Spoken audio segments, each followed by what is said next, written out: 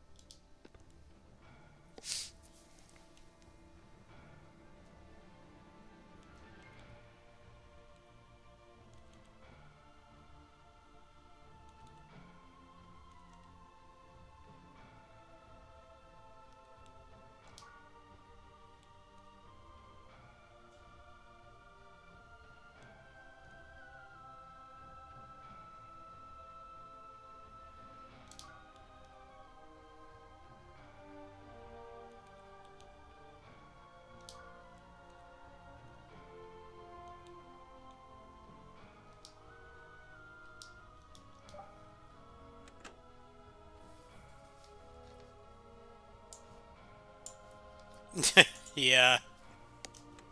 Well, they look nice in the artwork, but the game itself looks like a cheap Flash game.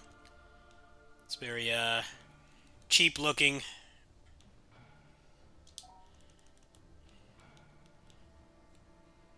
Yeah, I picked this up on a whim. I'm actually enjoying it. It's gotta get past the cheap Flash graphics. It's like the biggest problem. I guess these guys didn't have money to do like actual pixel art, so it's very Flash game looking.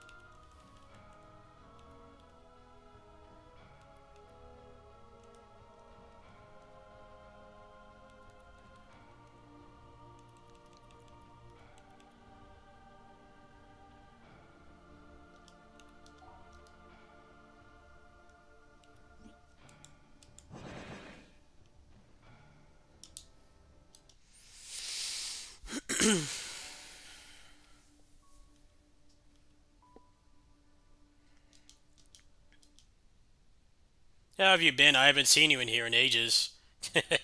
You kind of disappeared. You weren't in here for a long time. Hope you've been alright.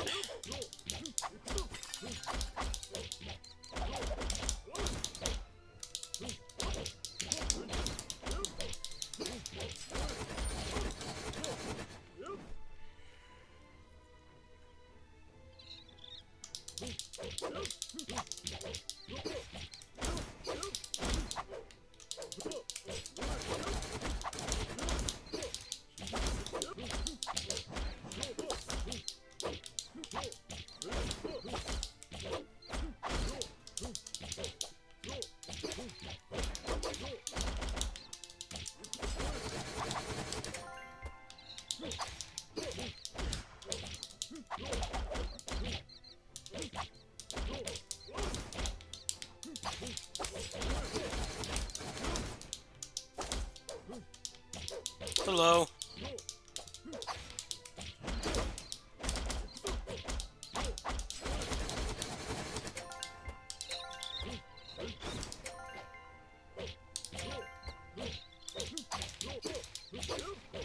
No, that's fine.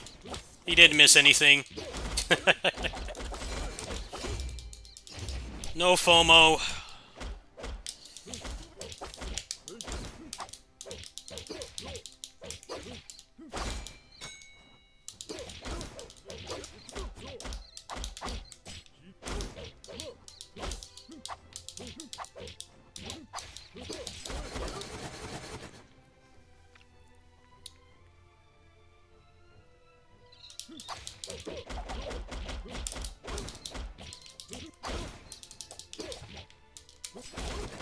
Nothing to apologize for.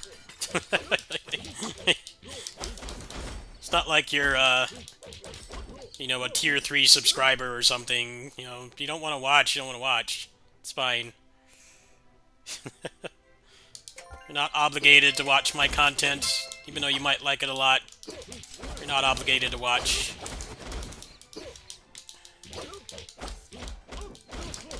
The streams haven't been very interesting anyway.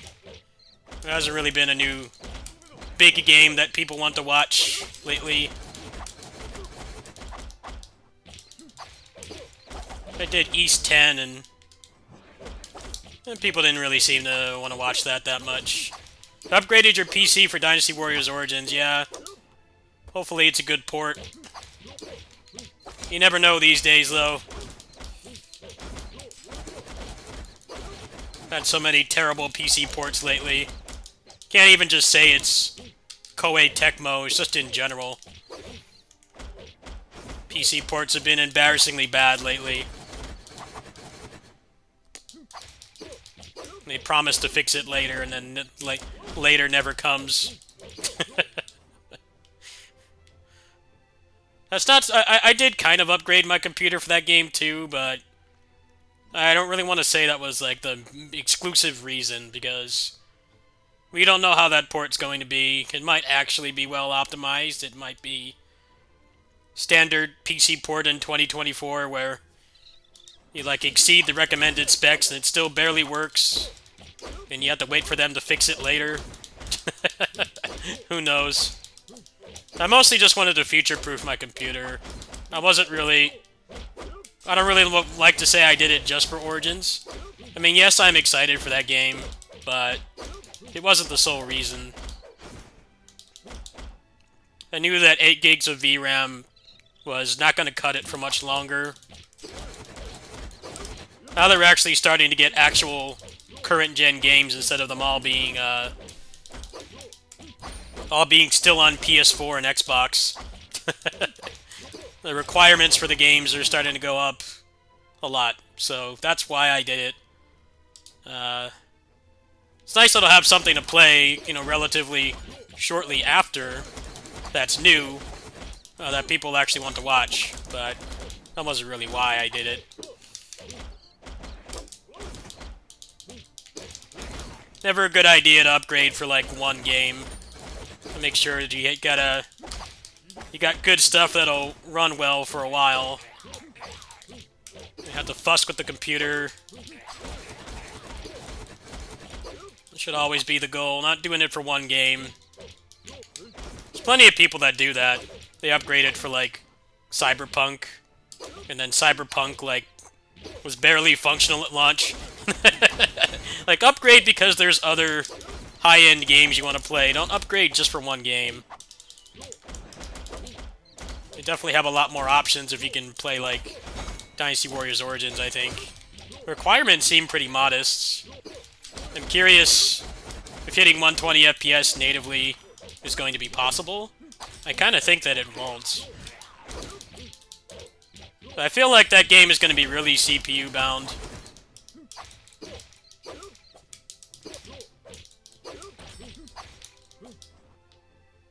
Like, if you don't have, like, at least a 12th gen CPU, that game's probably not going to run very well.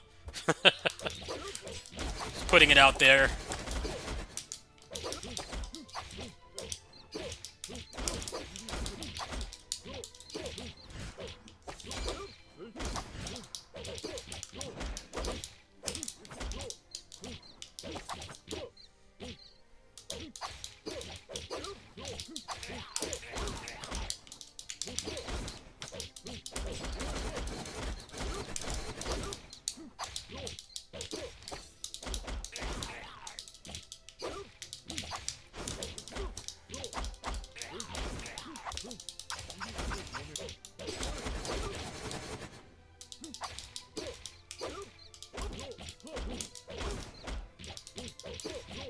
Nine Empires is bare bones for two reasons.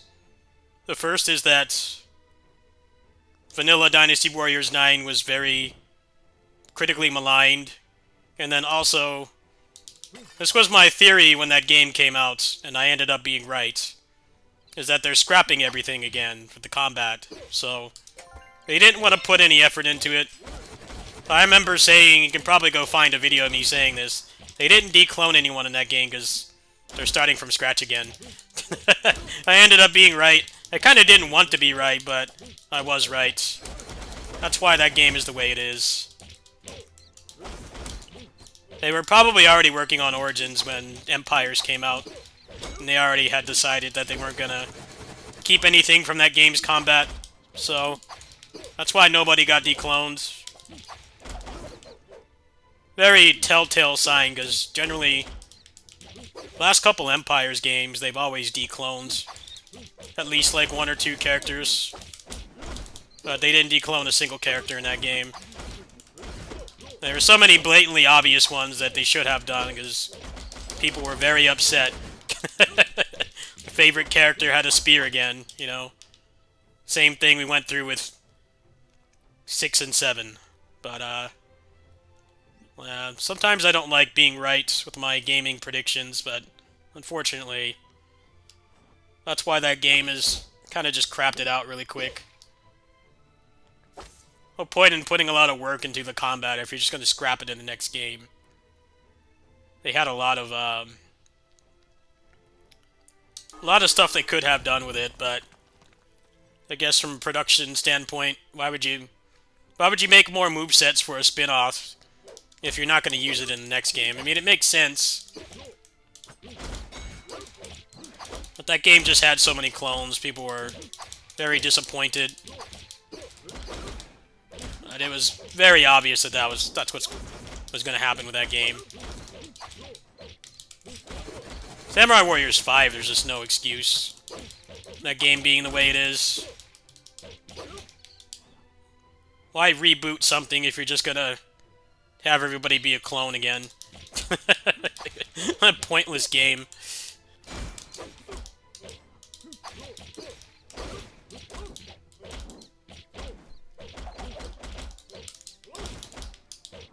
I even felt like, story-wise, that game was pointless because when Nobunaga ages up, he just looks almost exactly the same like the old one. Like the exact same design. Like, okay, then what was the point of rebooting it? Like, gameplay-wise, it's such a step back because there's all those clones again, but then he just looks the same. He looks marginally different. He looks like a cosplayer, pretty much. Like a really good cosplayer. He doesn't look like a completely different person, like he should. You don't have to commit to the mustache. The mustache is the thing that makes him look the same and everything. You know, left him, like, clean-shaven, or make him look older in some other way, so he's more distinguishable from the original one, but as soon as he does the time skip, he looks almost identical.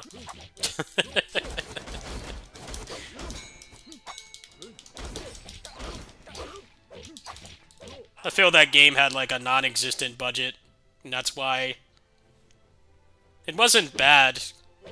I don't think it was as bad as other people said, but it definitely was lacking. He probably gave them no money to make that game with, which is why it's got like 30 clones somehow. Despite claiming to be a reboot, it's got less movesets, despite starting from scratch, which is like really weird. Got a lot of roster bloat too because of the clones. Like, dude, if these characters don't even have a unique moveset, why are they even playable? Because it's not fun to just unlock clones. Whether you're super sweaty about the gameplay or, you know, you're just playing for the story. It's not very fulfilling to just play as another clone. I think it would have been better to just have, like, less characters overall. Maybe, like, 25 characters, and then, you know, 10 clones or something. Keep it under control, not have, like, 35 and then 15 movesets. So over half the cast is exactly the same.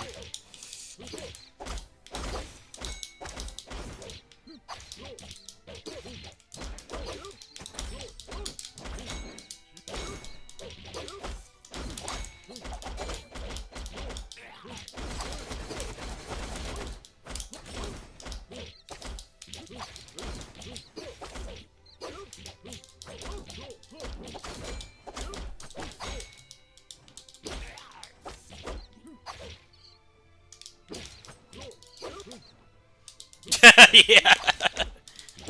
There are a lot of things wrong with that game's combat.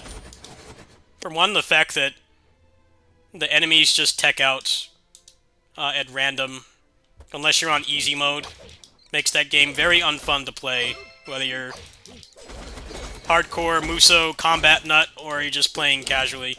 Very annoying. There are a lot of moves in that game that don't even connect properly if you're on normal or above, because they just tech out. To have fun playing that game, you have to play it on easy. I'm not making this up, by the way. I made a video about it a couple years back. When you play on easy, they stop teching out, so the moves actually work properly. You play on normal and above, they just tech out at random.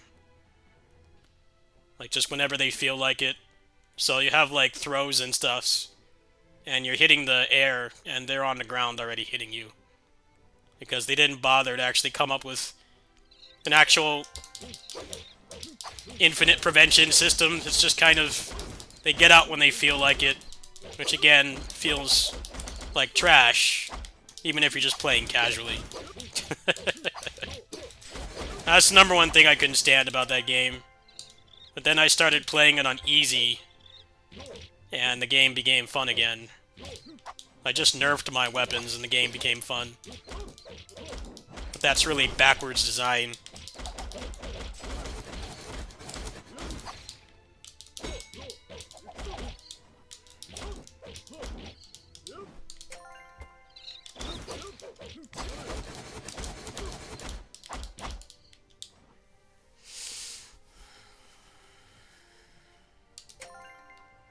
Gundam Breaker 4, they only tech out if you haven't broken their legs or their backpack. If you break their legs or their backpack, they don't tech until it comes back to their body. I can show you after this level. I'll show you a quick run really quick. You're gonna have to wait till I finish this, though. I'll show you how it works. It's just stupid because they follow the same rules as the player, but it never tells that to you.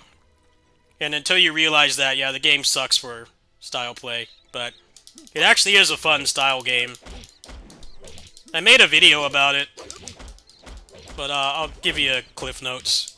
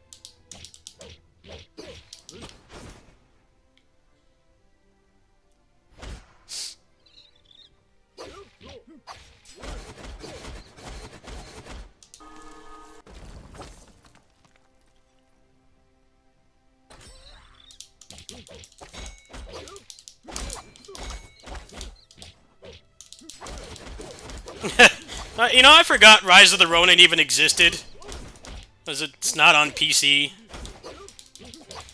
I'm hearing mixed things about that game. Like, it's good, but, you know, they just can't make a combat system as good as Neo again.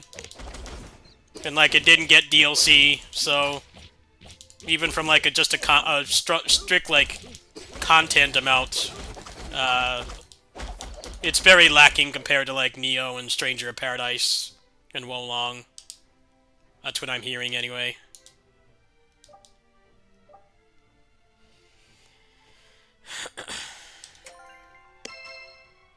It's very strange that it didn't get DLC, because I don't know why, because Neo was also published. Both Neo games were published by Sony, which is why they were exclusive. But they had, you know, the Season Pass, which gave you dozens of hours of extra content. The Rise of the Ronin apparently has none. It didn't get any DLC. It's been out for a while, so I feel like if they were gonna do it, then they would have said something by now. But yeah, I don't think you can get as much hours out of that game as their previous ones.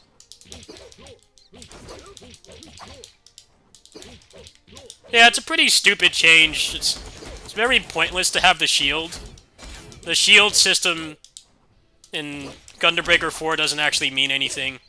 You have to break their parts. Otherwise they walk out of the combo, frame 1. Which is ironically how it works for the player, but... it's very random. I think it's gonna be a boss. I'm gonna heal.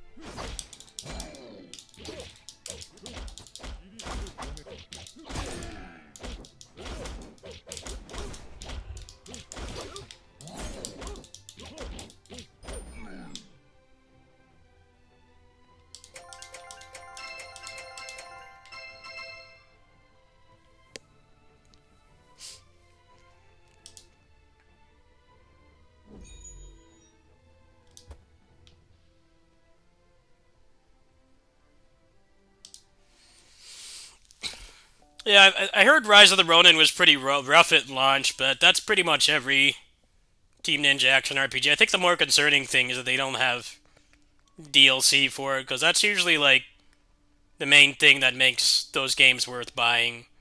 The DLC is a really good deal. For like 20-30 bucks, you get like a ton of content. So I'm not sure how to feel about it getting absolutely none. That seems kind of sketch to me. Stranger of Paradise, if that game didn't have DLC, like, that game would be so much worse. Like, the main thing that makes that game worth buying is the DLC, more specifically the second one.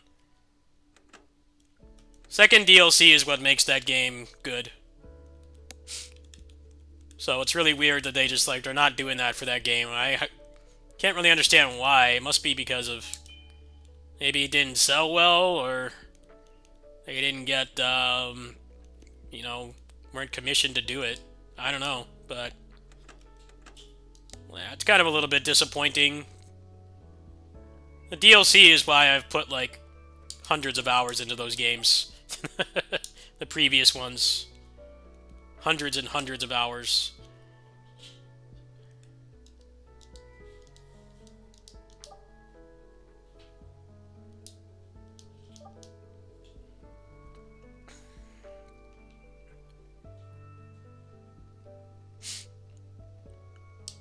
The launch version of the game wasn't great. Too many dumb things, the way that game was designed.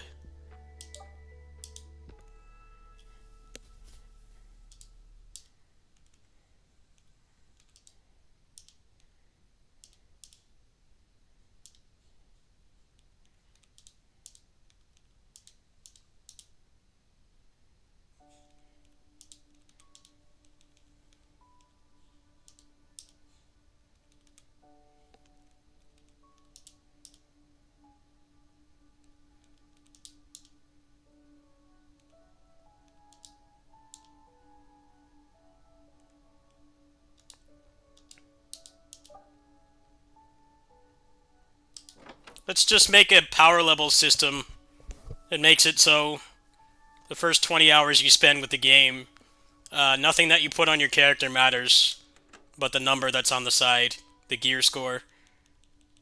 The only thing that matters is the gear score. That's the only thing. It's the stupidest thing about the first playthrough. But then, like, if you get past that, the game becomes really fun. But it gives a terrible first impression. You can't ignore the gear score mechanic in that game. You're forced to interact with it because it essentially requires you to use it. It's not like other games where, you know, like a roguelike or something, where you can have like garbage gear, but like you can still beat the game. That's not how that game is at all.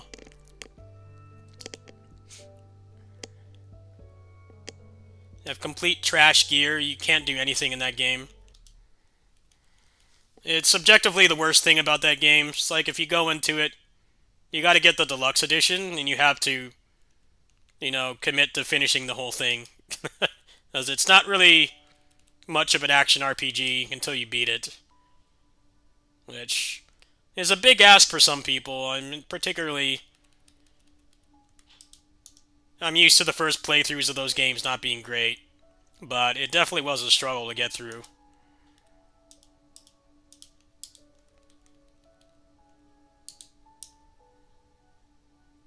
The multiplayer is fine, but you're not going to find anybody online. It wasn't very active when it was new, so I can't imagine it's great right now. There's probably no one on. I mean, if you get it and you can probably harass me into playing it. But you're not going to find a match. It's a Discord fighter. Especially for the beginning of the game, because beginning of the game is, like, non-existent. Unless you get somebody to carry you. If you know somebody who has it, like me, you can get carried through it.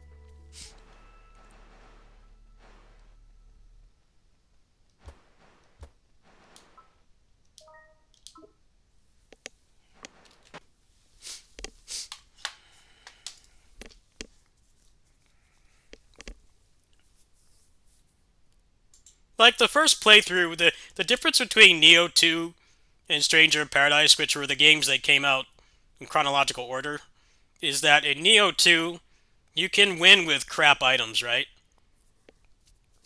In Nioh 2, you can win with crap items. You can win with level 1 items, because the item level is just the strength of the item. It's not entirely, it doesn't. It's not like a gear score. There's no gear score in Nioh 2. So if you have something under leveled, you have to play better. You can take less hits, and things take longer to die, but you're not completely, at the mercy of it. In Stranger of Paradise, it's completely different. The number that's on the gear completely dictates everything about your character. And at the beginning of the game, that's the only thing that you can do with your character, is just put the highest number on. But then the number stops at I think 400 or something. Once you get the max gear score, you can use whatever you want. But the first playthrough you can't do that. So the first playthrough you can't even make builds. And it's kind of uninteresting because you spend so much time just looking for the highest number gear. I definitely think that was a mistake. That game, of all action RPGs that they've done, they really mishandled the first playthrough. You could say the same for the Nioh games as well. The first playthrough is not terribly interesting. It's the hardest one, but you don't get access to a lot of the progression. The difference is that the game is designed in a way where you don't need that stuff, right? You can beat it with anything. It's just going to take more skill. But having the whole Destiny gear score thing was a really big mistake, especially because it becomes irrelevant so quick too. If you get somebody to get you, if you beat the first playthrough, you could legit come in here, and I could carry you through the dungeon, the roguelike dungeon, and I could get you max level gear. And it would take 10 minutes. There's just no point. Every time that a new difficulty dropped when that game was still getting support, most people just skipped straight to the new cap. Just immediately skip to the new cap because there's no point. I don't know why they think they needed to copy something from Destiny, but that's exactly what they did with that game. And it actively hurts. It hurts the first playthrough really bad. Wo Long, for instance, doesn't have gear score. They fixed it with Wo Long. Wo Long you can also win with crap gear. Within reason, you're trying to do higher level content and you're not optimized. The bosses will just be big HP sponges, but you can still do it. The thing about Stranger Paradise is if you're below the recommended gear score, you do no damage and you get guard broken instantly.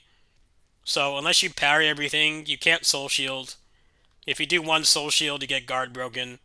Yeah, and that pretty much spells death. Unless you've got a human there to support you. Yeah, it is a good game. You just kind of have to... You can't really buy that game unless you're going to commit to buying the DLC and then, beat it at least once. Otherwise, you're not even really getting to experience what's good about that game is that it has... It has really awesome builds and stuff, but it's not just like Path of Exile where you just kind of push a button and shit out a bunch of projectiles and stuff. It has good combat, but it also has really good, action RPG stuff too. But you really have to get far. It's definitely a time commitment, for sure. If you want to get the game right now, let me see. What's the cheapest price you can get it for? They got it on CD Keys for $32 for Deluxe Edition. CD Keys is a trustworthy site. Here.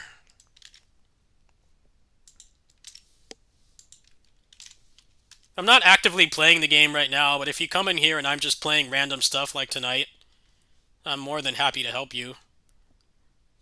I bought the Steam version, and I got my save transferred. So, there you go. Getting that game for $30 is a steal. It's got a lot of content. You can get a couple hundred hours out of that game if you really get into it, but like I said, that first playthrough is going to be garbage. You have to decide if that's worth it. I guess it's because it's Final Fantasy that they added that. They wanted it to be, more accessible. It's just the problem with that is nothing matters until you beat the game, pretty much. You do the best you can with whatever the highest number it gives you. Well, it's very uninteresting, but then, after you get past that point, you can make, every build. Yeah, there's a way to transfer. I'll give you a link right now. Hold on. There's a way to transfer it. It definitely takes some elbow grease, though. How far did you get? Did you, like, beat it, or...?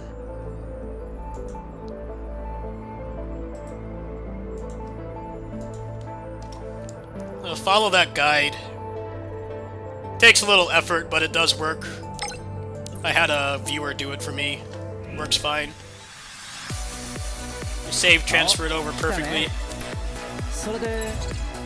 Oh, then definitely do that then, because like I said, it's the worst part of that game by far. The worst part is the beginning.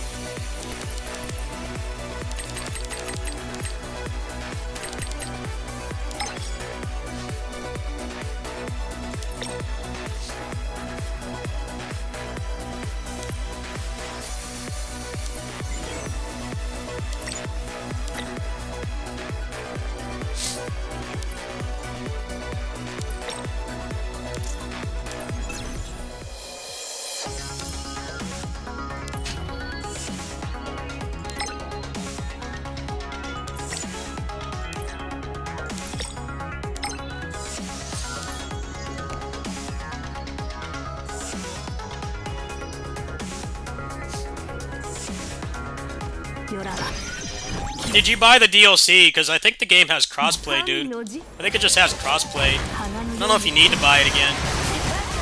If you didn't, though, then it's better to just get it on Steam. Because you can get the Steam one for way cheaper than Epic.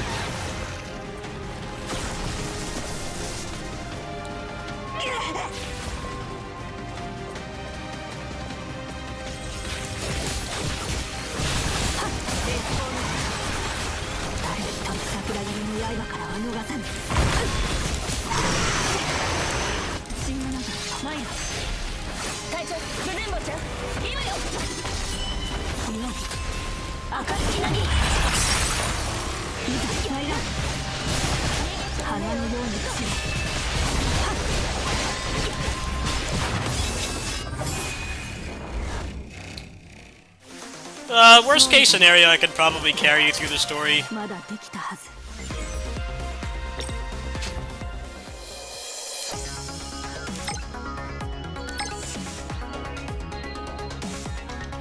It's also kind of a weirdly designed game because, like, the first playthrough, because of the gear score, and the fact that you can't really make a build because of the gear score,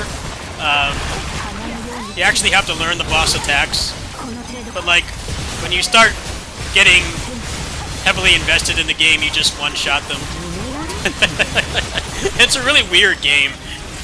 It really is like Diablo with stylish action combat. That's probably the best way I could describe the end game.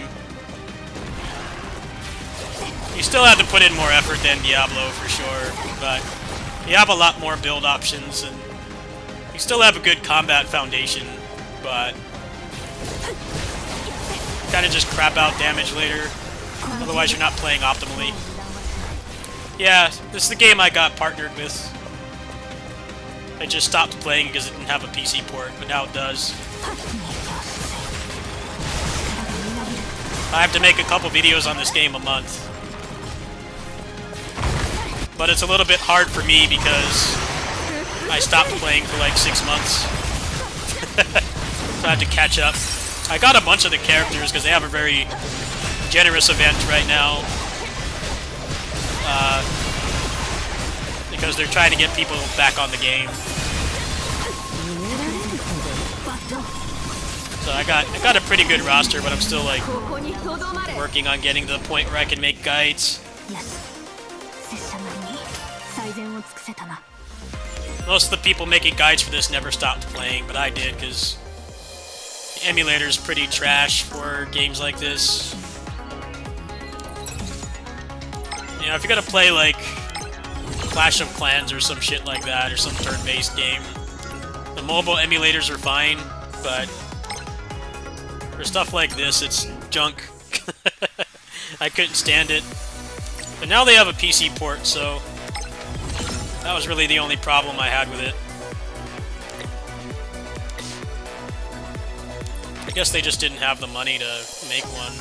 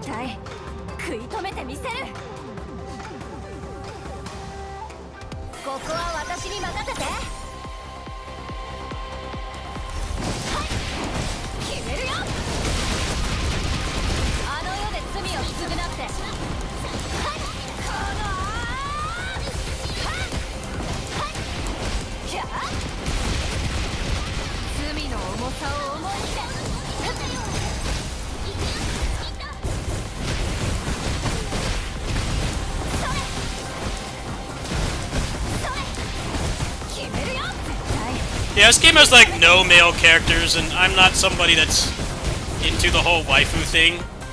I actually can't stand that stuff. It's definitely one of the worst things about this game is that I guess this game doesn't make much money, so they really pander to people that just want, you know, waifus and stuff. They have some really cool male characters in this game too, but they're not. That's one of the biggest complaints. I was looking at the Reddit thread for the new development stream they did for the CN version, like last week. Everybody's like, at least one male character, please. Like, nope. Yeah, there's some not great character designs in this, but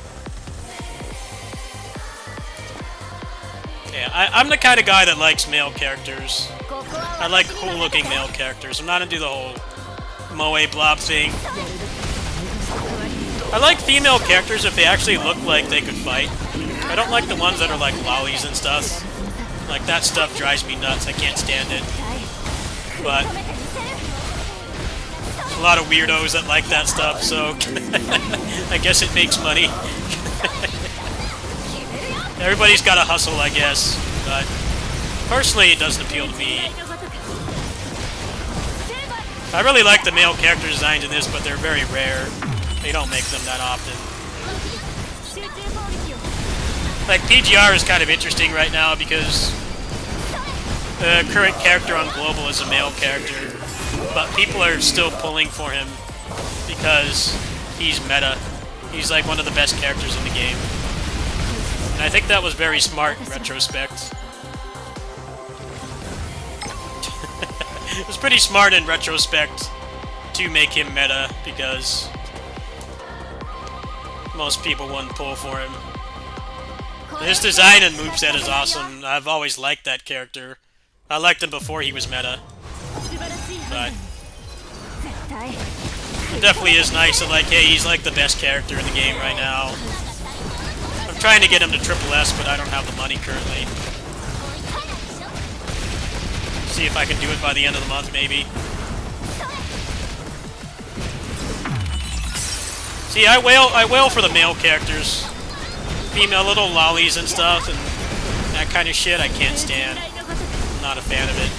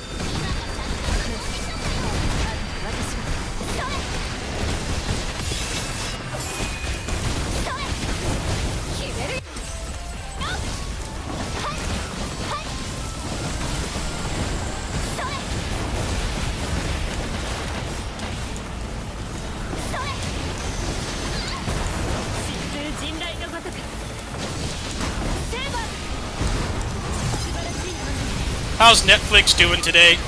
I heard that Mike Tyson fight was obviously staged, and then like their servers couldn't even handle it.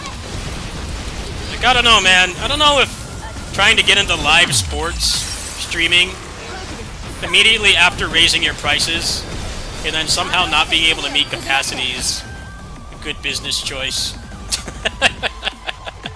Like, and people have already been very angry at Netflix because they've been jacking up the prices and making it pay more to not have ads, which is like the whole point of paying for a streaming service is not having it be unwatchable like TV is. But then like somehow they couldn't manage to have a functional service. Like, come on, man. You would think that like after jacking up the price that much that they would have a functional service. But I guess not. Oh, I didn't watch it. I don't care. I knew that it was just going to be a publicity stunt like every other time they've done stuff like that, but I do think it's really funny that their servers completely crapped out. I'm like, man, that's just embarrassing. How do you have that happen? If I was the balding CEO that made that decision to, like, jack up the price before this big event, I would make sure I bought, like, 500 extra servers or something. And, like, increased capacity to an insane amount. Like, yeah, we're not gonna have this happen. People actually want to use Netflix, suddenly your service doesn't work. It's like on Twitch when people get paid to play. It's like on Twitch when people get paid to play like online games and stuff, and then like the game doesn't work at launch. You've guys heard of Wayfinder? I bought that game, and I would play it if it didn't run like garbage, but the point is that when that game came out, they sponsored people to play it, and the servers were broken for like half a week. I'm not making this up. So you had people basically held hostage streaming that game, and it didn't work. You know, I don't get sponsorships that often, so I haven't had that happen to me personally, but I can imagine how terrible that must be. You know, when you're not sponsored, you know, you can just like say, screw this, I'm just gonna play something else, or get off the computer and go touch grass. But like, they were paid to play that game for several hours, and it didn't work. They're staring at a login screen. I'm like, man, I don't know, if you're paying people, it's good money. If you get sponsored to play a game like that at launch, it's minimum like a couple $100. It's good money, especially for streaming for just a few hours. But like, who's gonna want to do that if your game doesn't even work?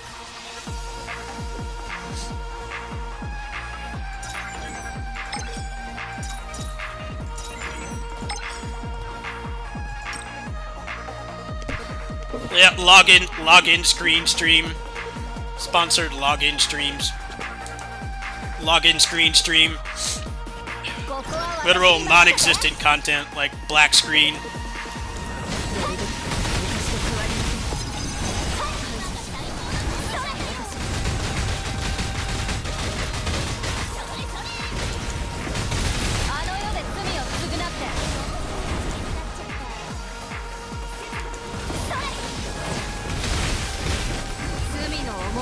No, it's really easy to get people to watch stuff now. Just keep talking about it constantly and people will watch it. And like, I don't really care what an influencer is boxing Mike Tyson, because you obviously know that they're gonna make Mike Tyson throw. Have you seen Mike Tyson fight? There was a tweet of him legit doing like real-life animation canceling. He should have put that guy in a body bag, but because it's overhyped thing to, you know, bring viewership, he lost, of course. The same thing, they did that with Street Fighter V as well. They had that rapper they got that rapper to fight Daigo, and then he beat Daigo, and you could tell he didn't know how to play. They were trying to push this agenda that like anybody could be good at the game. I'm like, dude, Daigo would not lose to that guy. Like, just plain and simple. It's so obvious. Like, what kind of message does this send? That you can just button mash and beat pros? That's like, that's not really accurate. There definitely are fighting games where you can do that, but Street Fighter is not one of them. Yeah, if people don't remember that, they did that launch stream for SF5, and the rapper won against Daigo. It was like the main title card match. They did it like real life fighting, like boxing matches and UFC and stuff. And he could really tell that it was staged. Like, look, this random rapper can beat Daigo. Go pre-order the game now and buy our $40 season pass, where we don't tell you what characters are in it. I don't know, man. If I bought that game at launch, which luckily I didn't, because that game was also barely worked at the start, it definitely wouldn't have been because some random rapper beat Daigo in a staged match. Just buy it because it's Street Fighter. Seeing some rando rapper beat Daigo doesn't really make me want to go buy a $90 Ultimate Edition.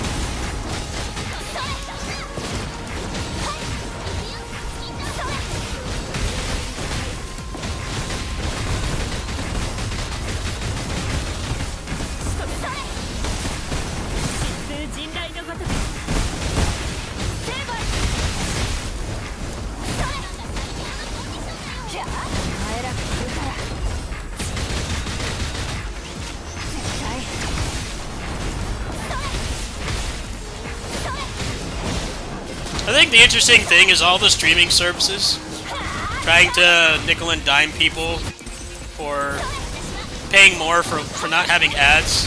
All it's doing is just making people pirate stuff. That's all it's doing. It's not accomplishing anything.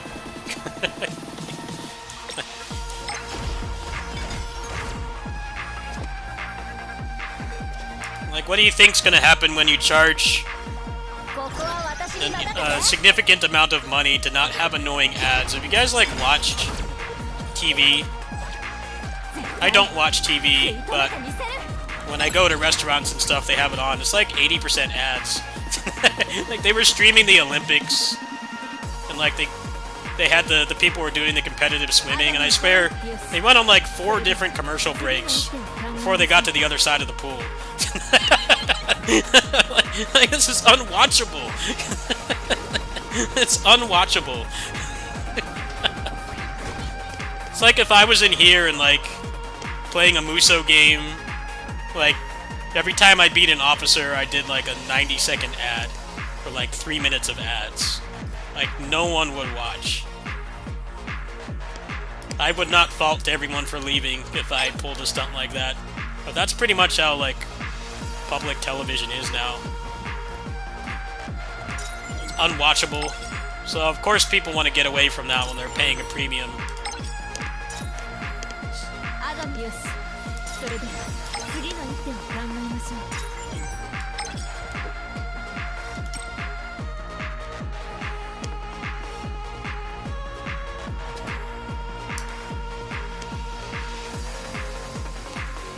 Might as well just stream commercial Olympics at that point. Like, who has the best commercial? Is There certainly wasn't much Olympics being streamed from what I saw. It's when I went to a pizza place, like when the Olympics was airing. It's like unwatchable. Constant ads. Insane amount of ads. More ads than actual content.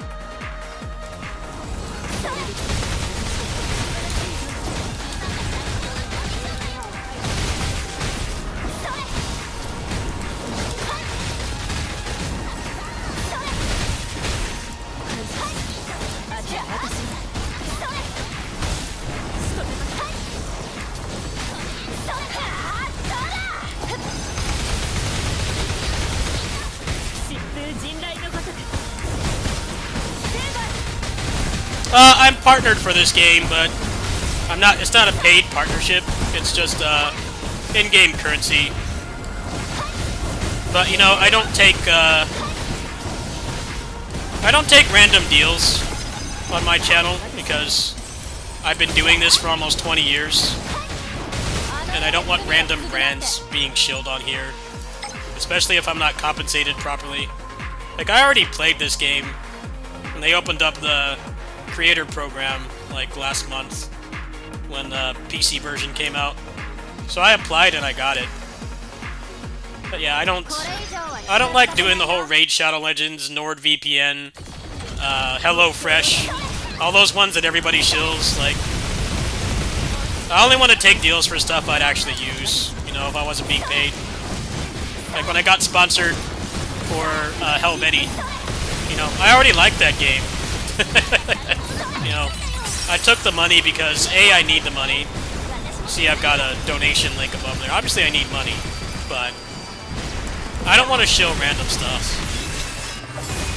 So I took the opportunity and they accepted me, so I'll definitely be playing this on stream more often. So I have to put out a couple videos a month. But like right now, I can't really make interesting videos because my account was inactive for like 6 months. So I'm kind of getting to the point where I can make guides and stuff for it. But this first month is going to be a bit of a hurdle just because I didn't leave my account in the best state.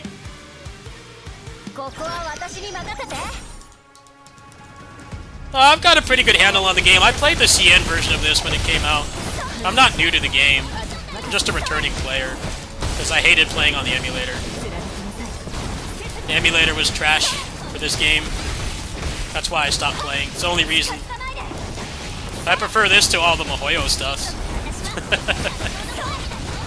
I didn't like Zenless Zone Zero. I like this game. And your dollar goes a lot farther in this game too, so I like that as well as somebody who's perpetually broke. You spend 50 bucks on this game, you get a good deal. Spend 50 bucks in a MiHoYo game, you get like nothing. So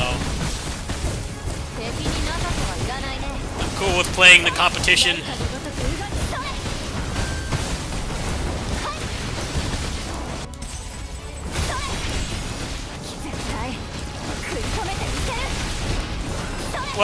What are they fixing with the client?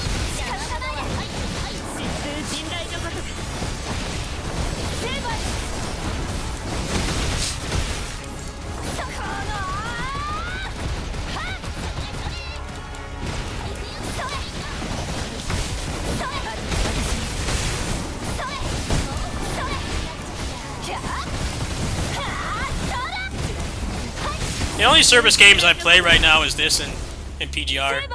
I don't play any other service games currently.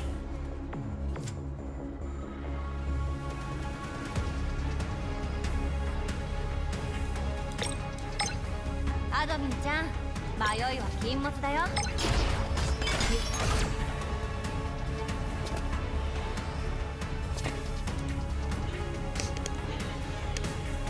これ以上は近づかせないよ。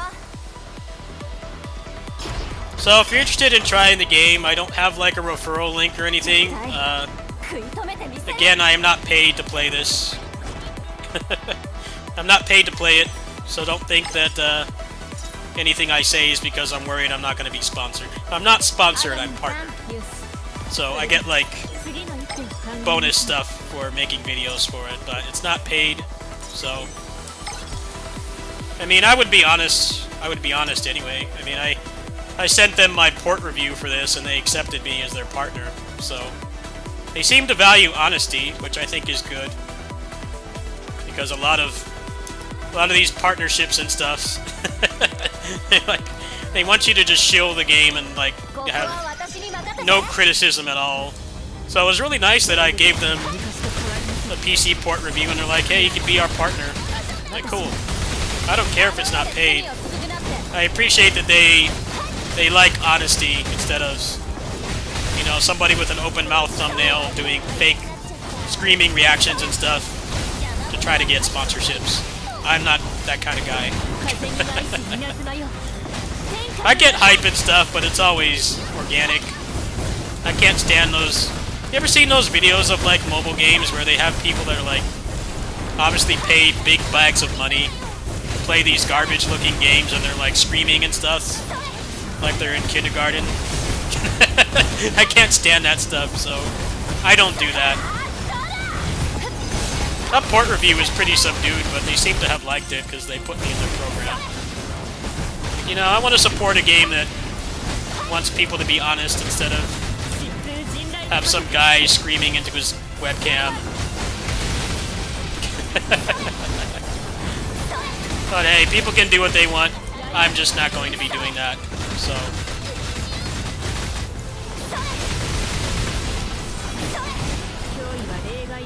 Yeah, but I can't stand those ads.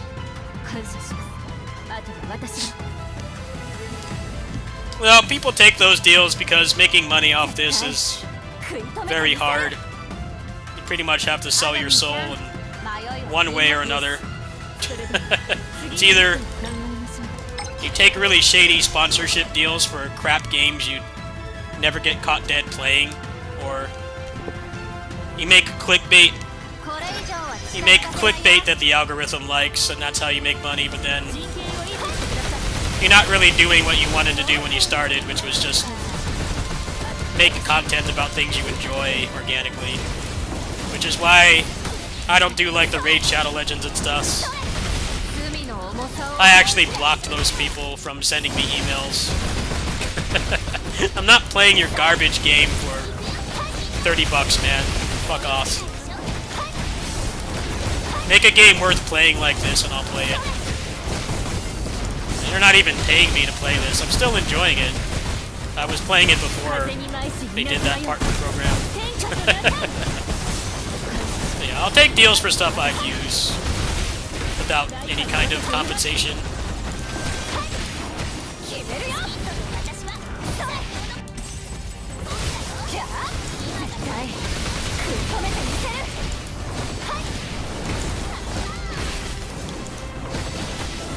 Yeah, this and PGR are top tier for me.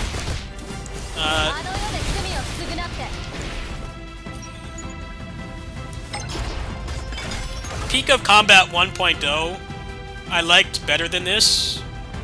And those games both came out around the same time, but Peak of Combat is a completely different game from what it was when it was on CN exclusive. It's not the same game anymore. I'd rather just play this.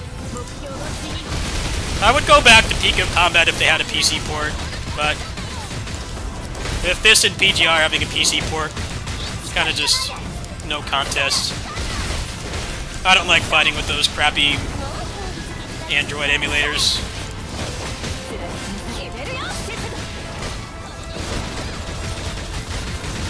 No, Ryuho, Raid Shadow Legends pays trash. It pays trash unless you meet the thresholds. Or you're a very large streamer. We're talking like at least 1,000 viewers. Like, they send you those emails and they're very deceptive. They say like up to $500. The $500 is if you meet the threshold, which is getting a bunch of people to play the game to like level 20 or whatever.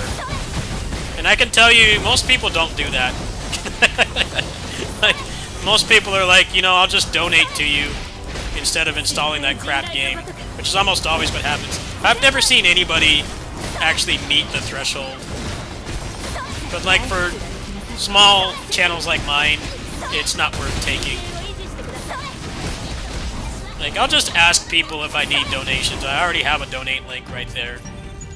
I would rather just do that than force 50 people to download that crap game. It's a really bum deal. A lot of people don't talk about that, but they say up to. It's not a flat rate. If it was a flat rate, there would be more smaller streamers taking it, but a lot of people fall for it. You get a laughable amount of money unless you meet the threshold, which is basically impossible. I've watched somebody who averages like 1,000 viewers, regardless of the time of the week or like what game he's playing. He got like nobody to meet that threshold. It's like unattainable goal. You think about it, he only needed like a couple dozen people to meet that threshold, and at the end of his sponsored stream, the segment of his stream, he had like maybe like 10 people did it. I'm like, yeah, I'm not doing that. Like, here's the donate link. I need help, yes, but playing that crap game is a waste of time for all parties involved. You guys don't want to see me play that garbage game, and I get like barely anything out of it, so I said screw those people. I blocked them. They can't send me emails anymore. Yeah, the dollar value in this game is really good. It feels good to cash in this game. Doesn't feel like throwing money into a fire, which is a big problem with a lot of gachas.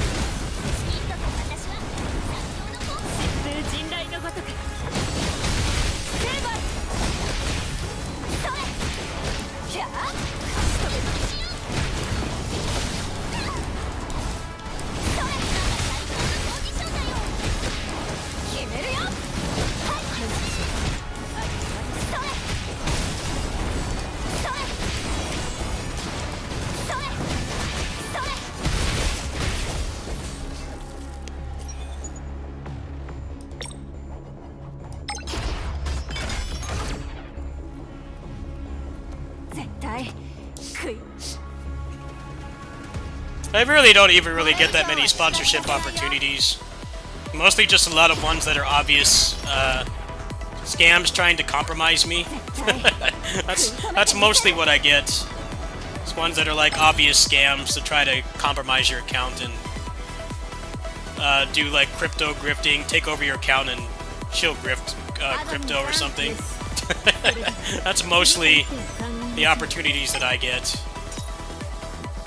Most of the other ones are just random garbage games that I wouldn't be caught dead playing.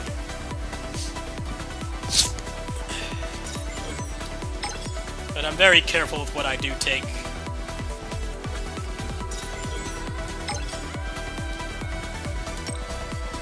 I've always been honest on here, and I try to try to uphold that quality standard. But yeah, I'm well versed in how much of a scam being paid to play Raid is. That's why I don't do it. I wouldn't do it anyway, but...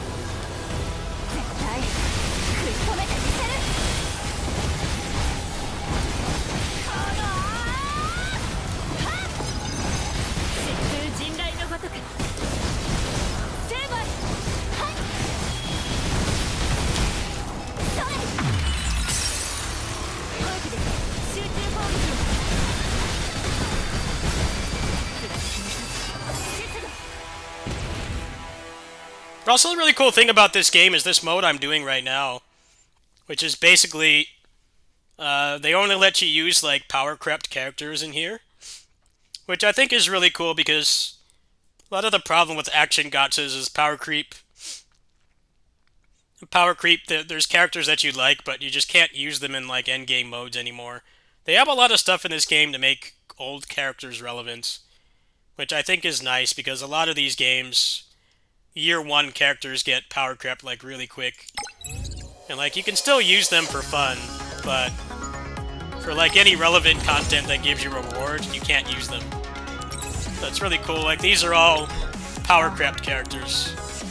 Like most of them, unless you get their synergy and they're like really invested, they're not competitive. But you can use them in here, which is a really cool system. I like that. I like that characters aren't just completely put into the dumpster when a better one comes out.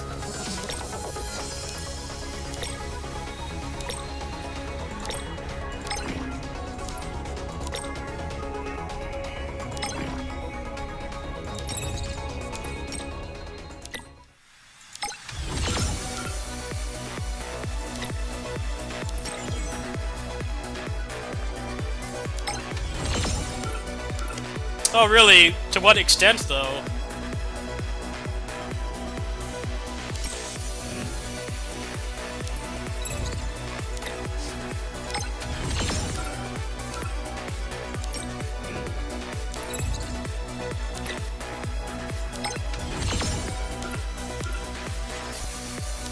I mean, I kind of like it the way it is right now, to be honest with you.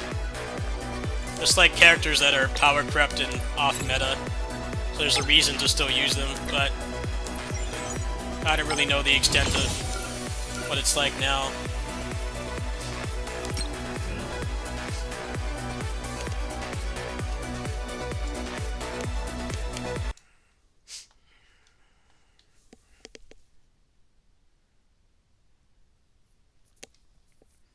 Well, the fun thing about it is the exclusive buffs. So, do the like meta characters get buffs, or do they just get generic stuff? Because like the fun thing is that you get like buffs that you can't get in the, you know, the normal game. That's the appeal of it to me.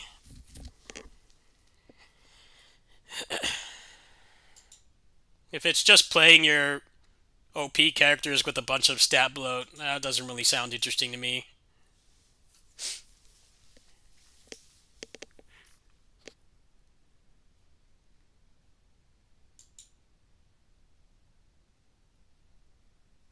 Huh. Well, that's not too bad, I guess.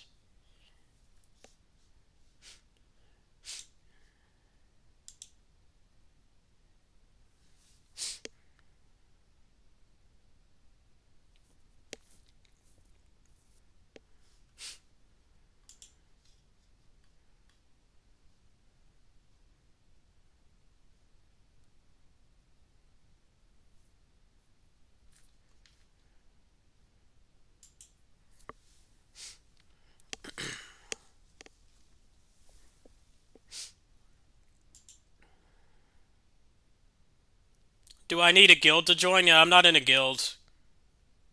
I'm pretty antisocial. I'm antisocial in online games.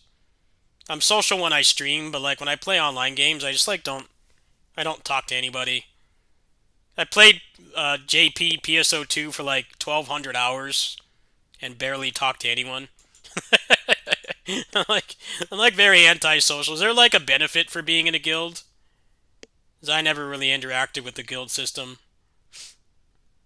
I don't really talk to people. I kind of just play the game. Yeah, I played PSO2 for 1,000+ hours and probably sent like maybe 200 chat lines that whole 9 years. And barely talked. It's basically a bot controlled by a human. Like, I play the game, but I like just don't talk. I don't interact.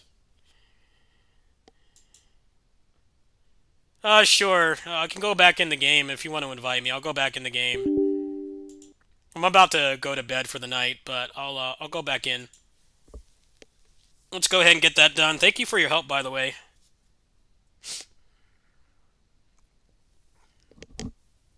Yeah, I played the game. I played the game at launch on CN, and I played the global launch, but I stopped because of no PC port.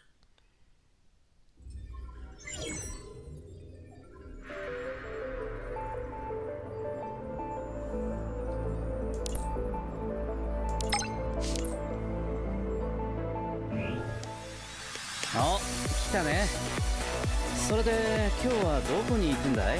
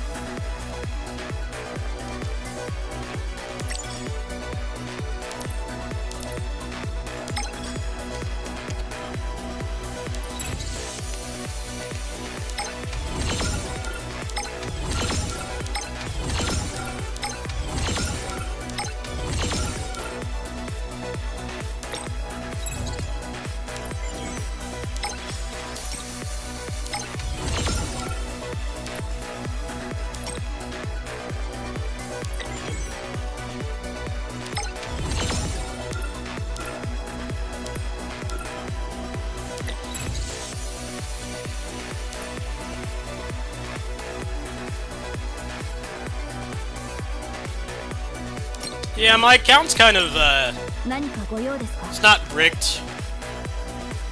I don't know why people say their account is bricked.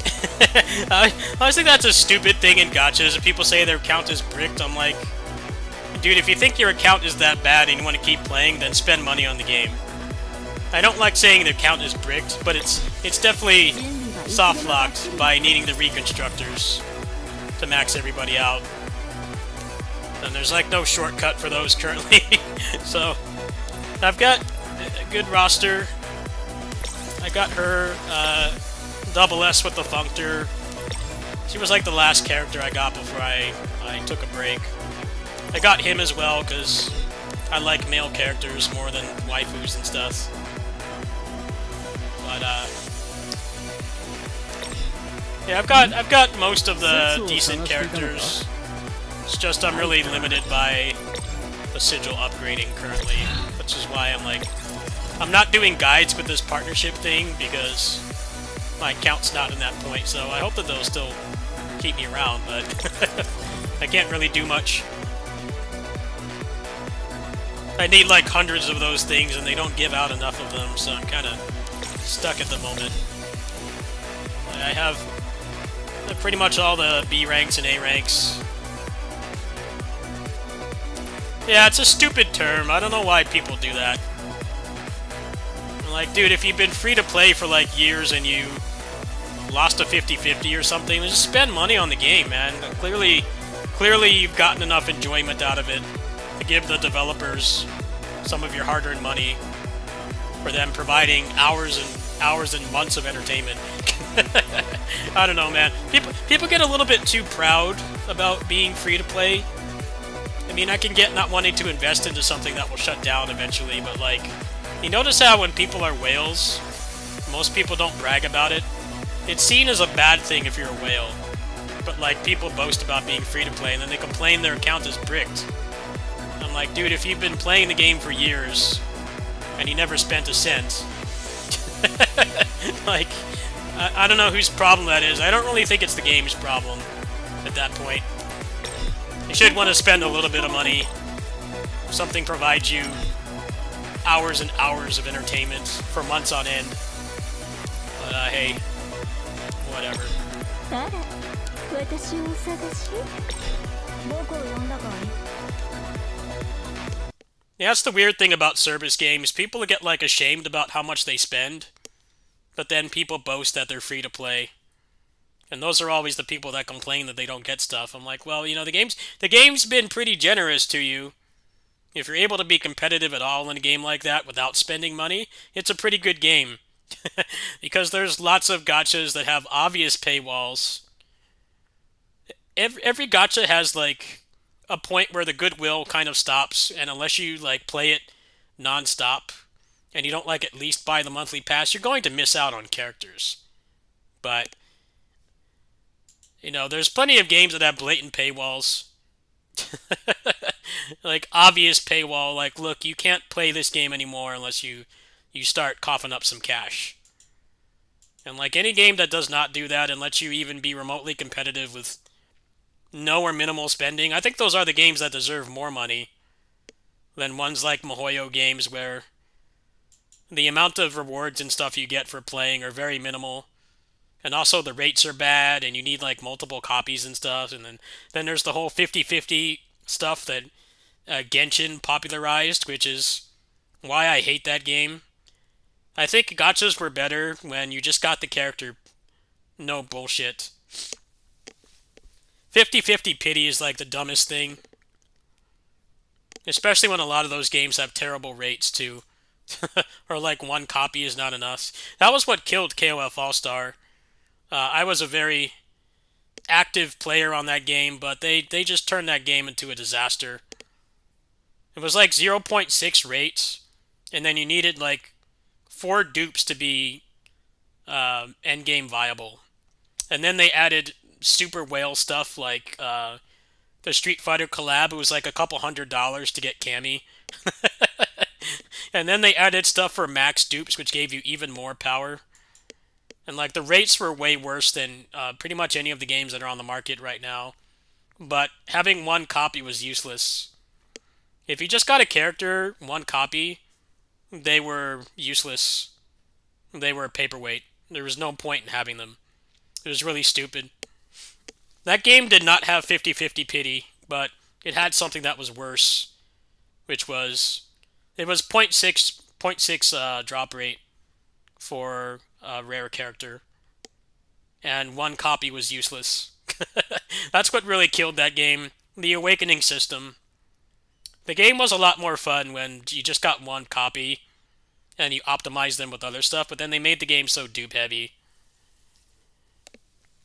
And if you go and watch pull videos for that game, the game just shut down a few weeks ago, but if you go back and watch pull videos, you'll notice that even people that are free to play, like saving up for 1 pity was pointless.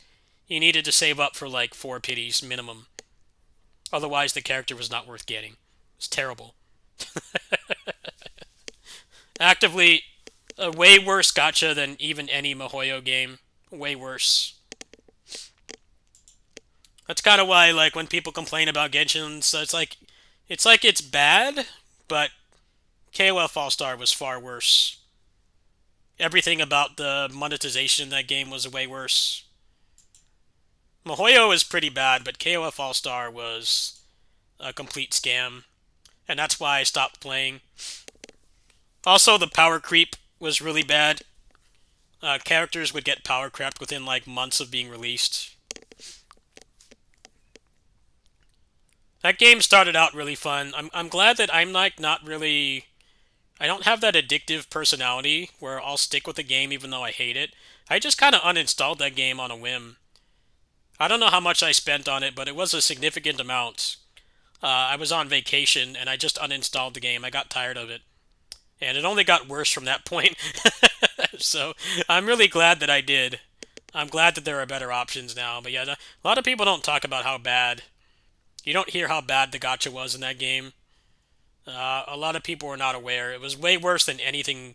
Anything popular that's on the market right now is way better than that game. I think what was worse is that they didn't really add any content either. So the power creep got out of control, but then there wasn't anything to use it on. So it was the worst. There was the worst power creep in that game I've ever seen. The character was relevant for like 2-3 months tops, and then there was somebody else that was better. And then you needed to get 4 copies of them again for them to even be endgame usable. But then like the endgame rewards were junk.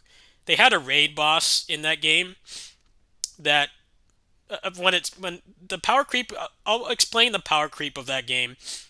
When they added that guild raid boss, it was actually difficult to get the max rewards.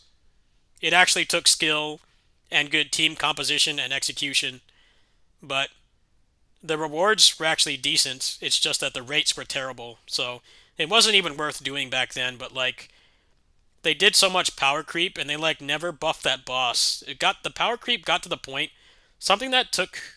You can find videos of me playing the guild raid from like 4 years ago. And like how hard I struggled to get the max rewards, and then like the power creep got to the point where you could literally just push like one button and get the max rewards.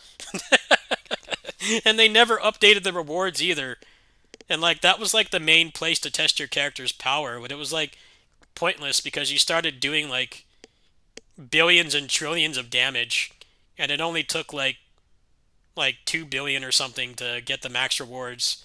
And the rewards were never updated. So at that point of the power creep, there was no reason to do it at all.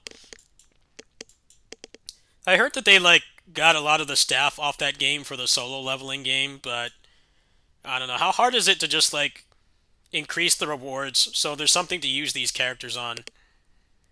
I mean, you would think if you expect people to get 4 dupes of a character for them to be relevant, even remotely usable, that there would be something to use them on. But no, that's not how that game worked. That's not how that game worked at all. It was a bunch of power creep for nothing. And like, nothing we have right now is that bad. Nothing even comes close.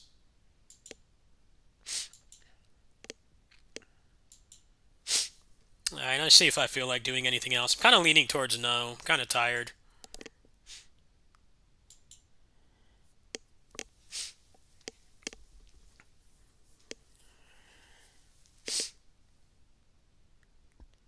I think the funniest thing about KOF All Star shutting down is that like immediately after it shut down, like they still have the fucking KOF license. They got rid of KOF All Star and KOF Arena.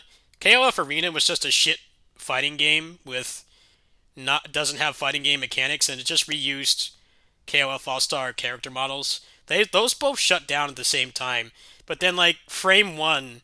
After those games shut down, they announced a fucking AFK game with KOF. And like, man, what a slap in the face. What a slap in the face to the people who, you know, spent so much money on KOF All-Stars to make it so that you could keep the license. You shut those games down, you don't make an offline version, and then you come back with a fucking AFK game. Like, literally plays itself. Like, come on, man. They wonder why, like, they're not getting any people sticking around for, like, solo leveling and stuff. Like, yeah, you screwed us over with KOF All-Star. You had to give me a very good reason to play another Netmarble game. And so far, they haven't given me one. I hopped off. I haven't touched anything else from them. Because they completely ruined a good game. The Crunchyroll games just get sent out to die. I played the My Hero Academia one for a while. I only spent like $10 on it, but I kept hearing from people that it hadn't gotten updated in like 6 months. So I'm like, yeah, I'm out. I like the combat in that game. The combat in that game was fun, but I know, even though I didn't really spend any money on the game, I knew that my time was being wasted, because if a game doesn't update for months, that means it's going to shut down. I hear the One Punch Man game is like that too. It's like decent, but they like never update it, so it's dying because people are starting to get aware of how stupid it is to spend time, even if you don't spend any money. Spending time on something that never gets updated is just not wise. You might as well just go play Genshin at that point, right? Or Wuthering Waves. Like, those games might be predatory in their own ways, but you know that they're not going to shut down, right? And they update on a consistent basis. So even if, you only buy the monthly pass or the battle pass, or you don't spend any money, the game's not going to shut down tomorrow, right? But like, those Crunchyroll games are just cash grab scams.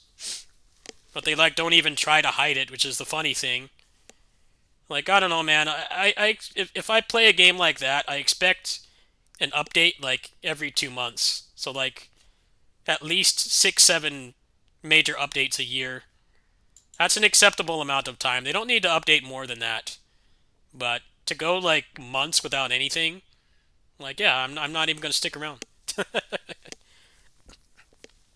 The My Hero game was fun, but I kept seeing people saying that it's been in maintenance mode for so long. I'm like, well, that's getting uninstalled, and I only spent like $10 on the game, so whatever.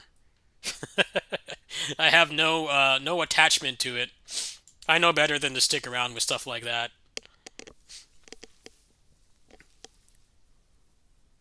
There definitely are some really nice gacha games that like aren't mega popular, like Aethergazer, which is actually significantly better than a lot of the competition. But there definitely are some, especially ones that are based on existing IPs. I'm like, yeah, even if you don't spend any money, it's a waste of time because it's not going to stick around. I heard Street Fighter Duel got run into the ground by Crunchyroll, but that game looked trash from the start because it basically just plays itself. So I never tried that one, but I did watch a lot of drama videos on that game about how badly they ruined it. I think the game was pretty shit in the first place. Anything that's... I feel like most gacha games that are turn-based are shit just by default, because it's mostly numbers. There's no skill, it's mostly numbers, and the monetization is designed around that. I'm like, I'm not going to play a turn-based gacha, because I could just go play like Persona or something, or Shin Megami Tensei. And like, I just pay a flat rate for that game, right? I don't have to keep getting OP characters and stuff because there's no skill or execution. It's all just turn-based, but with a bunch of monetization and stat bloat. I played the CN version. I did play it. I played it as soon as it came out because it looked cool. I just didn't stick around. Zenless Zone I kind of stopped playing because of the TV. The TV mode was very boring. And then it also has the typical MiHoYo monetization where you have to like play it every day and save up for months and spend money to get everything. The thing I don't like about the popular gacha games like Genshin and stuff is that they have like no packages. I'm like, what's wrong with letting me spend like the price of a AAA game to get like 60 pulls or something, or like a bunch of stuff that's worth the money? That's what I like about Aethergazer. I spent like $50 on that game this month, and you saw my account. Almost all those S-rank characters I got from the event that they have right now, where you can keep changing the banner. I'm like, dude, that's worth $50. I got like 5 extra characters for that. I can make a team for almost every element. That's worth the money. What's not worth is when you gotta buy the pull currency at like a really inflated rate.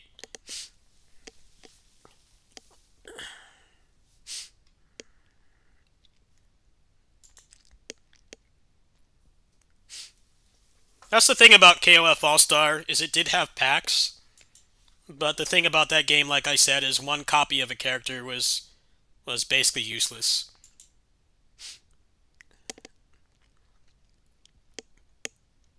Like you can't stop pulling at one copy in that game. One copy is like you might as well not pull at all. So like for instance, there were a lot of people who played free to play. Like the game was pretty generous, but it was generous in the way that you could get a character. You could get every character if you played for free, but getting one copy was useless. You needed at least three. You needed one copy and then 3 dupes. So you needed 4 copies to even be remotely endgame viable. So if I remember correctly, I was never a free-to-play player in that game. I was a dolphin. But people would skip, I think you needed to skip like 2 banners to guarantee having an endgame viable character. Which is stupid.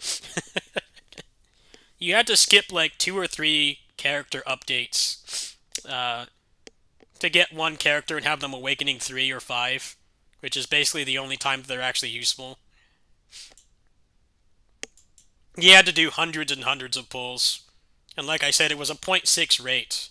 So the chance of getting one early was very low. But then even getting one was not exciting because you needed so many more. I heard that somebody's working on an offline version for that game. I hope that it will come with a significant amount of rebalancing, because there were a lot of really fun movesets in that game, and they had a lot of my favorite characters, but they started just making multiple versions of the same character. And there were a lot of characters that never got an endgame viable version. Also, the game had some pretty cool like gameplay with like tag combos and stuff, but then after the awakening system, everything was just in hyper armor all the time, so it just became doing a rotation over and over.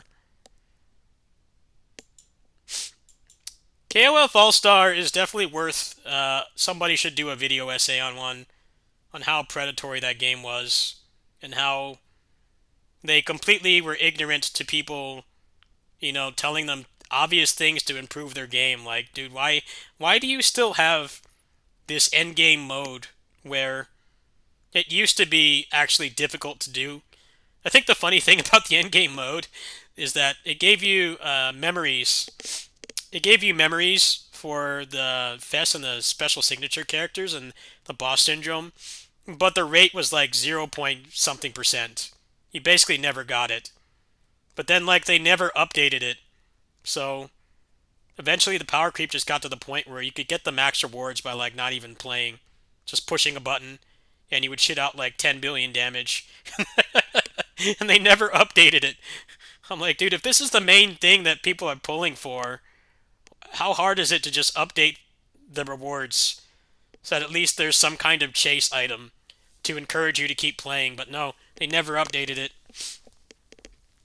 I think most people, by the end of that game's lifespan, they only got a couple of those memories, and by the time that they did, both of those rarities of characters were completely power crept to the point where they could not be used in any endgame content. Like, I get that I think a lot of the staff for KOF All-Star got they got sent over to solo leveling, but like, dude, it can't. An intern could do that, man. How hard is it to just put decent shit in the drop table for that so it's worth doing? Like, how hard is that, man? I don't think it takes a whole team of people to just put like something worth doing that mode for in the drop table. It can't be that hard. But for some reason they never did it. Very weird. It was very money hungry, but they didn't give you a reason to really spend money.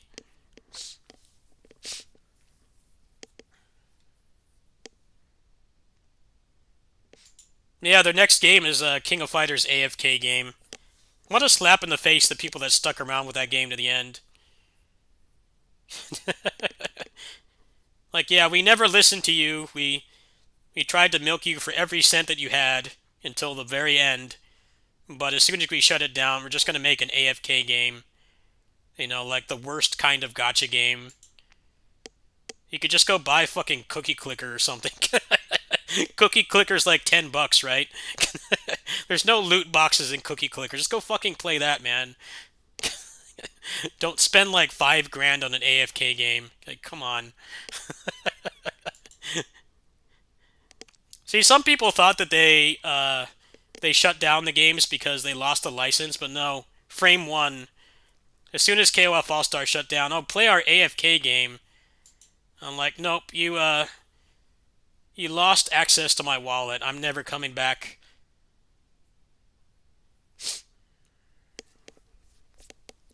I'm never coming back. You guys poisoned the well. I'm not coming back. I am gone. It'd have to be some monumental improvement for me to ever come back to anything from that company.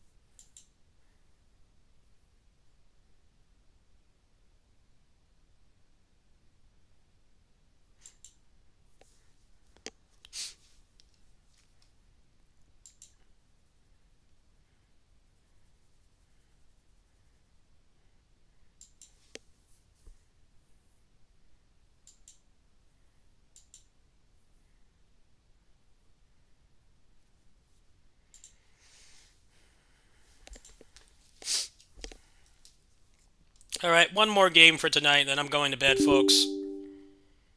One more game for tonight.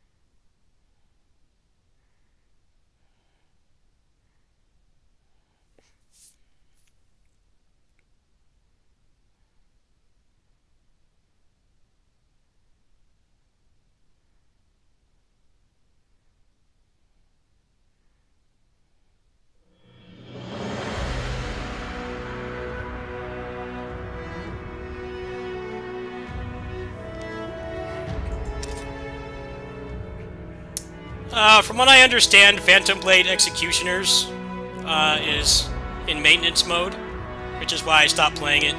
I actually won a contest for that game. I don't know if you guys know this.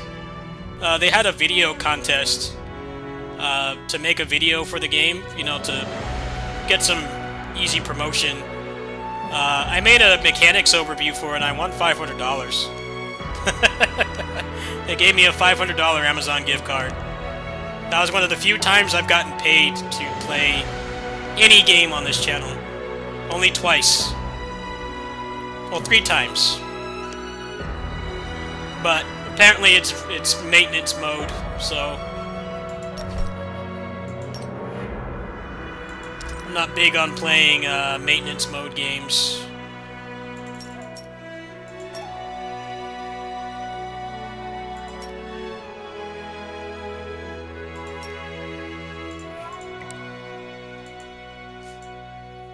Yeah, apparently it hasn't been updated in months, last I checked. It's,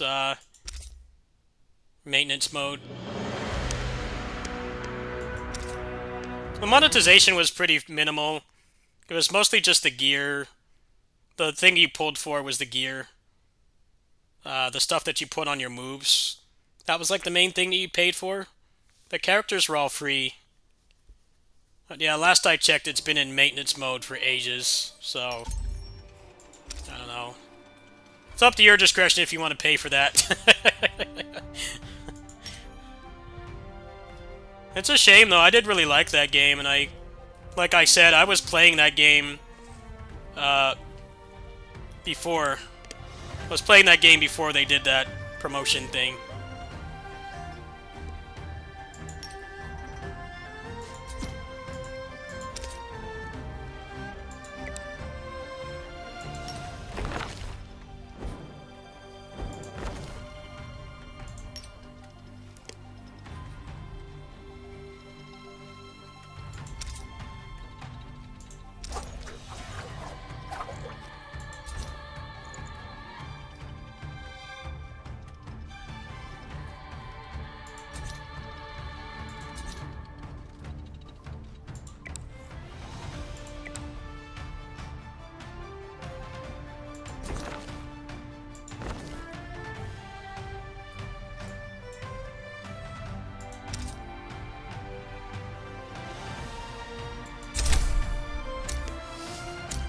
Yeah, I don't stick around on games when they go maintenance mode, even if I like them.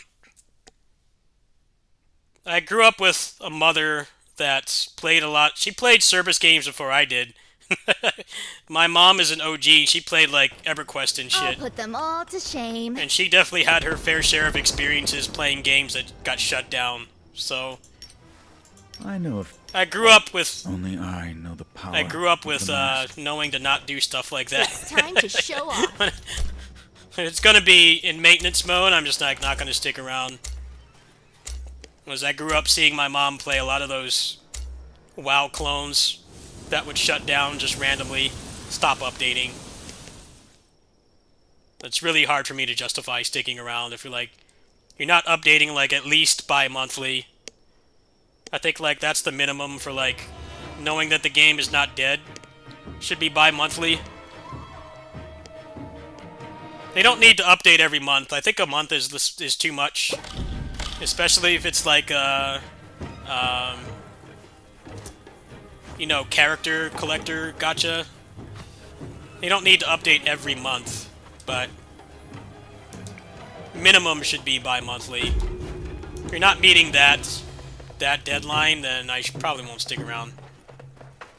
I know the game could just shut down like any minute. That's generally what happens. Let me have all the fun. I wish I could say you fought well.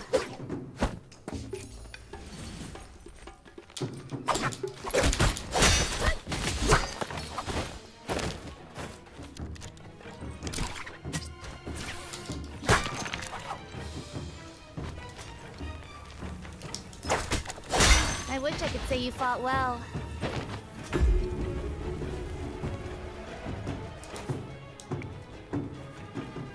Yeah, it does. It's the only reason I'm playing this game. Because this game is, a waiting screen simulator. This game is a queue simulator. This game punishes you for being good at it, because there's no one playing in America.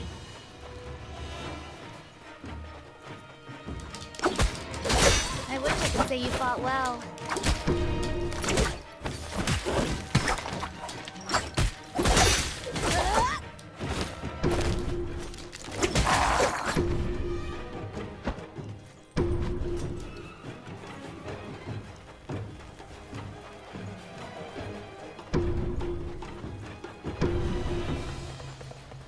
I watched somebody who was partnered for this game, like I am with Aethergazer. The thing about partnering on that game is they actually paid you. And like, he would win a match and then be stuck waiting for a match for like 30 minutes. I'm not exaggerating. 20, 30 minutes. He's stuck waiting. And you're dead. Like, you know, in retrospect, if your queue system is that bad, the matchmaking doesn't work, like, because there's not enough people playing with a good enough ping, because everybody that's playing the game is in China, maybe you shouldn't pay people to play it. Because I remember watching him play, and I'm like, you know, I probably could be pretty good at this game. But then I saw the 20-minute queue times, and I'm like, nope, I'm out. 20-minute queue times. Nah, man. They do have bots, yeah.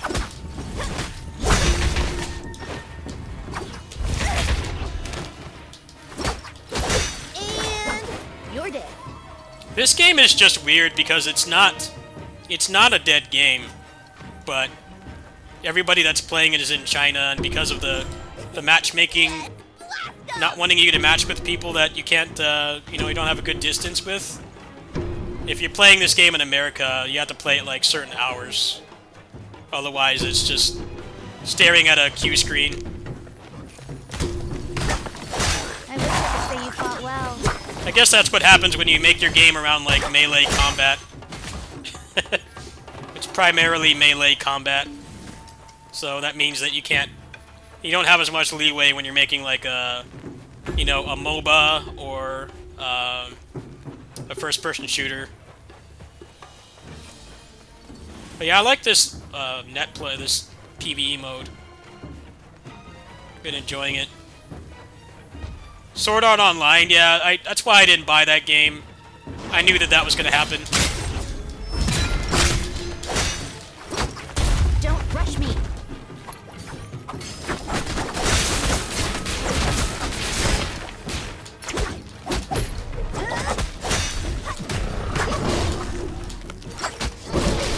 As soon as I saw that game, it's like a multiplayer focus. I wish I could say you fought I'm like, well. dude, this game's gonna be dead in a month.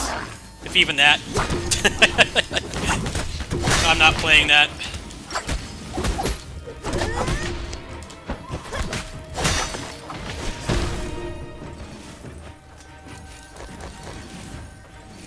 Everything's gotta be online now, even stuff that shouldn't be online. Can I just have a good single-player game again, please? You're dead. Something I can play without having to worry about queue times and player bases. And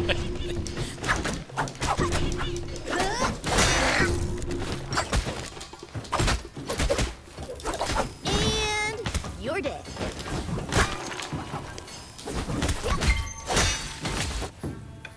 Now try and stop me.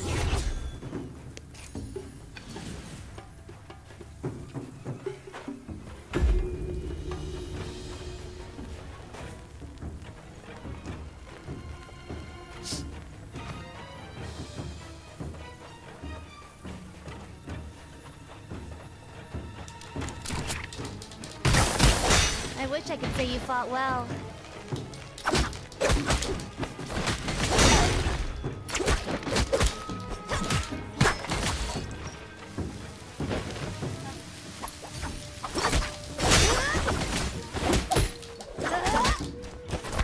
I wish I could say you fought well.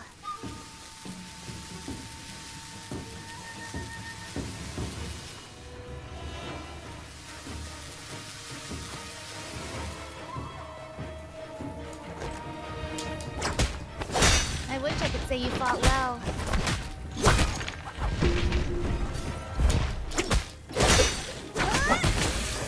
Hot Wheels. Yeah, and the Neo Lifespan, PSO2 as well, has those. We call them Hot Wheels.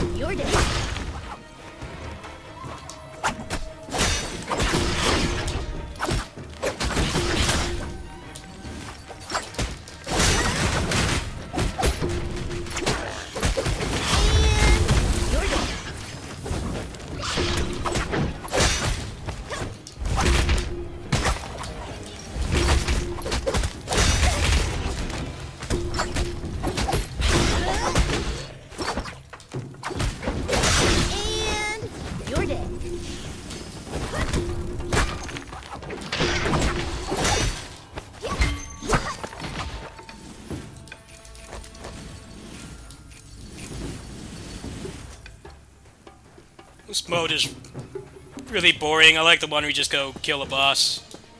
This is kind of uninteresting.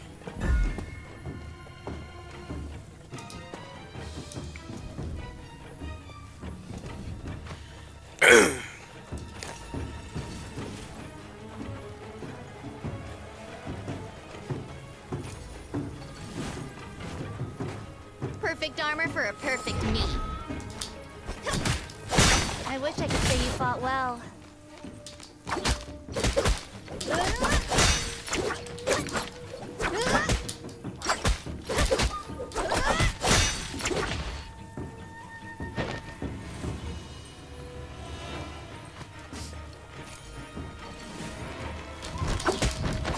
And you're dead.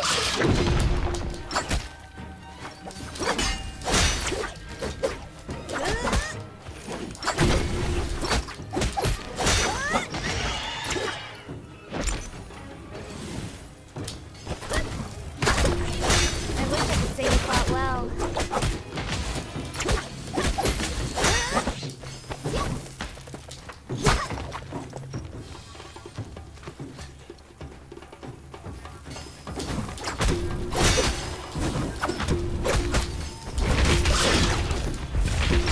Yeah, this is really boring. And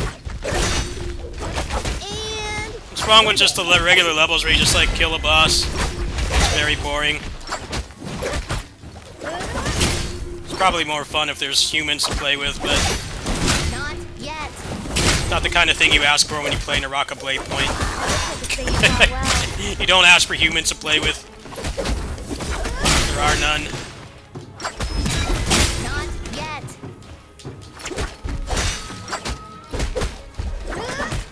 Don't push me.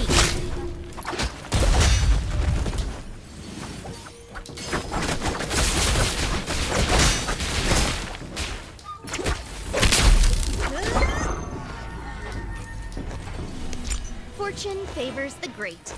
Hope there won't be too many more of that mode. That was incredibly boring. Probably not doing it right. I'm not good at this game. Like I said, I thought maybe this would be like my competitive game, but I saw partnered streamers stuck at a queue screen for 20 minutes, and that idea immediately evaporated. Like, dude, I'm not sitting here waiting 20 minutes for a match. Hard pass.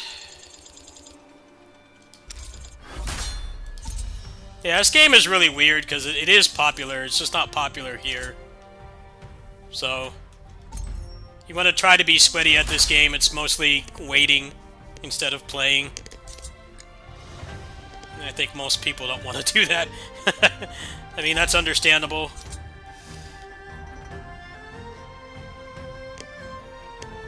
The only thing I bought in this game was, like, 2 characters.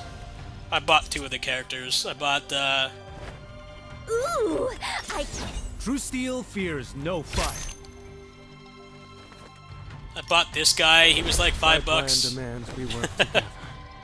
And then I bought her because I she's the feel only bad one that for can use the anyone who has to nunchaku. fight me. It's the only reason. But whoever's going to be able to use the fists in the next one is who I'll use.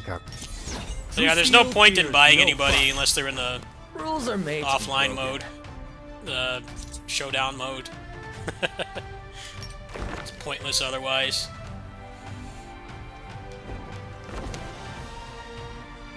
Alright, folks, I'm going to go ahead and sign off. We'll do some more, my usual rotation of games, probably later today. I have to feed the cats tonight, so I'll probably stream over there for sure, depending on what I feel like playing.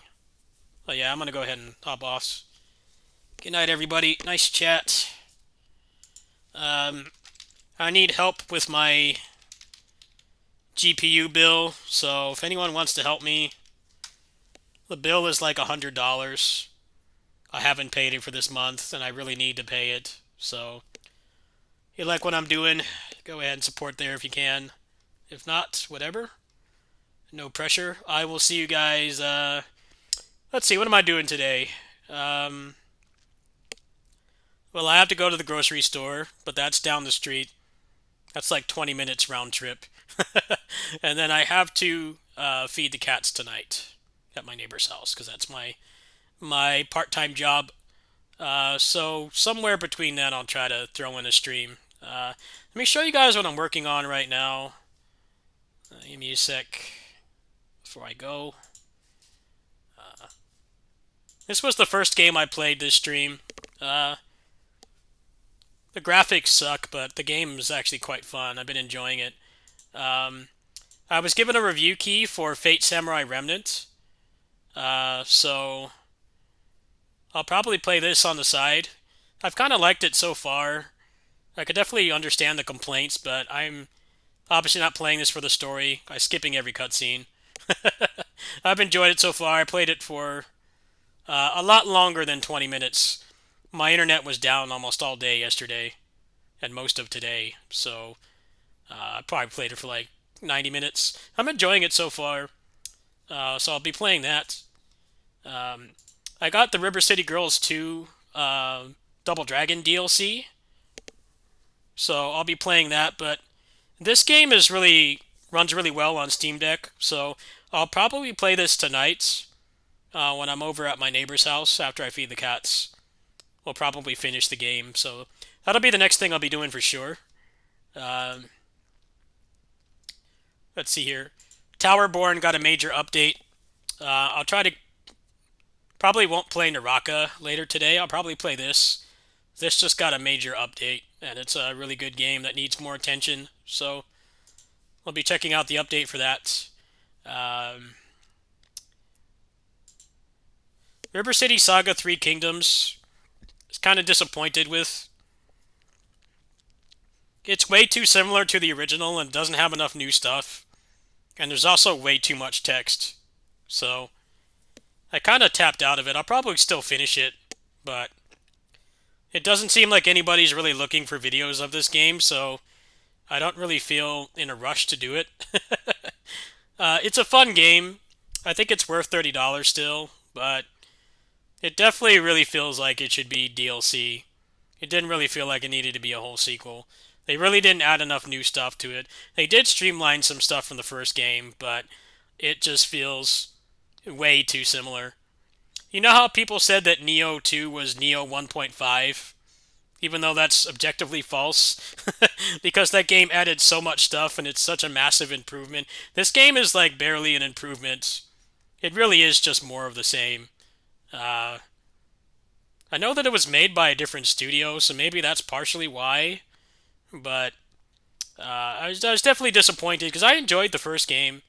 It was rough around the edges, but it was enjoyable. This one just feels like DLC. And it doesn't seem like anybody's like searching for the game at all on YouTube. So I don't know how much effort I want to put into playing something for 20 hours and then doing a overview and mini review and then getting like 200 views. I definitely don't really let views determine what I play on the channel, but if I'm going to make videos for it, I want there to be at least some interest, right? There's like no interest in this game. So I think this game has been demoted to being played at my part-time job. I don't think I'll be playing it at home.